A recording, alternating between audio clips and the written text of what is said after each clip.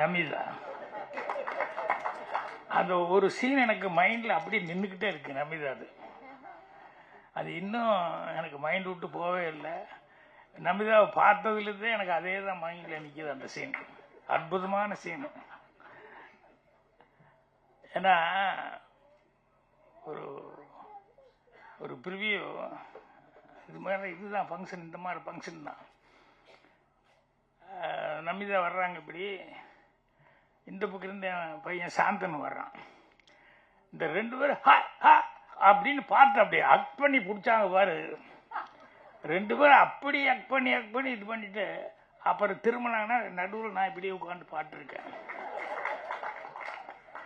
ரெண்டு பேர்த்துக்கு என்ன பண்றதே தெரியல.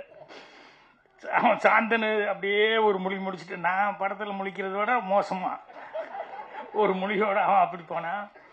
நமிதாவும் அதே மாதிரி சைலண்டாக போனாப்புல. ஆனால் நான் மட்டும் ரொம்ப ரசித்தேன். ஆனால் இப்படி ஒரு சீன் எப்போ பார்க்க முடியும் அப்படிங்கிற மாதிரி. அது அவனை வச்சுட்டு சொல்லியிருந்தா நல்லா இருந்திருக்கும்.